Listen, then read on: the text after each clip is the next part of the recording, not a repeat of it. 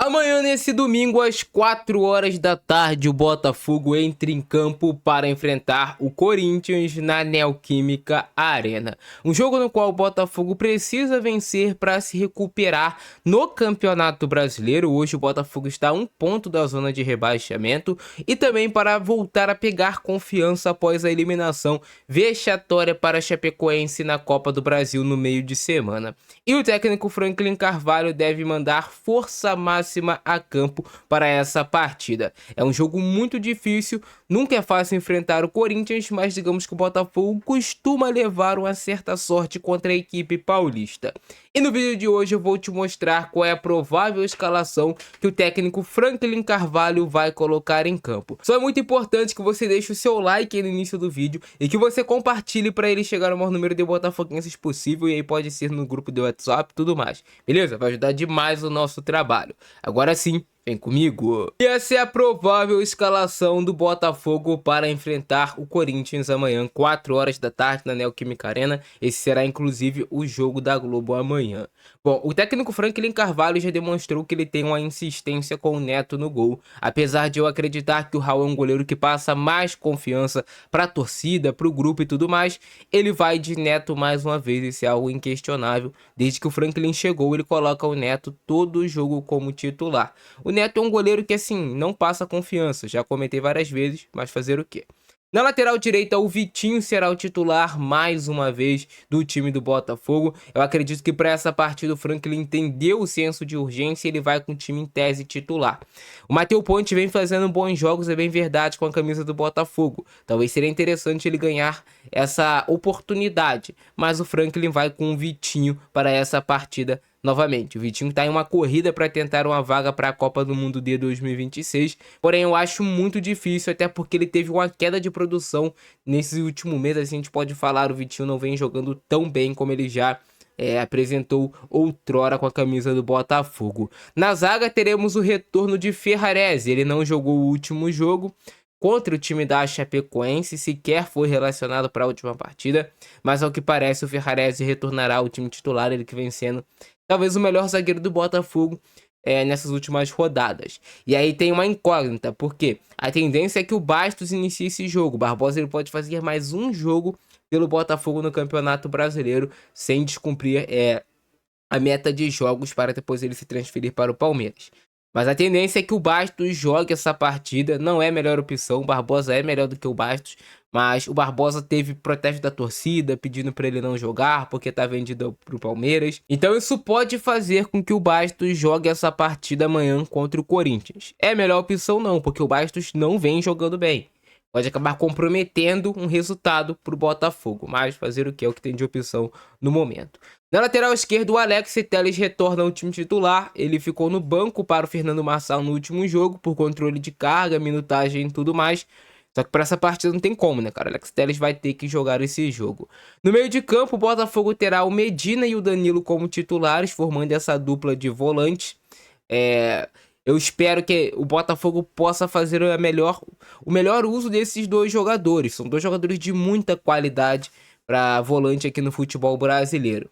Mas o Danilo ele precisa jogar como segundo volante, cara. E aí o Medina vai ter que jogar como primeiro volante. O ideal é... O Franklin Carvalho ele até falou isso na última coletiva, né? Que os jogadores têm muita liberdade para escolherem o seu posicionamento em campo e tudo mais. Mas o ideal é que quando o Botafogo vá construir naquela saída de 3, o Medina entre para o Danilo funcionar como segundo volante e ter capacidade de infiltrar na área. Não ao contrário, porque o Medina ele não tem tanto esse poder de infiltração. Então o ideal não é que o Danilo entre aqui para fazer essa saída de 3, mas sim o Medina. E aí você libera seus dois laterais e tu tem o Danilo funcionando como mais um meia. Agora, quando o Botafogo já está em uma fase mais avançada de construção, os dois podem ir para o campo de ataque e jogar também. Então é algo que precisa ficar estabelecido, porque muitas vezes o Danilo ele volta, ele vai qualificar muito essa saída de bola do Botafogo lá atrás se ele for buscar a bola perto do goleiro, perto dos zagueiros. Mas vai faltar esse jogador lá na frente, não tem como ele fazer as duas funções ao mesmo tempo. Mas o Danilo e o Medina serão a dupla de volante titular do Botafogo. E aí o Franklin Carvalho ele deve retornar para esse 4-4-2. No jogo contra a Chapecoense ele mudou o time taticamente, mas para um 4-2-3-1. não funcionou. Então a tendência é que ele utilize o Edenilson como esse meia aberto mais pelo lado direito, mas que centraliza para dar o corredor aqui para o Vitinho.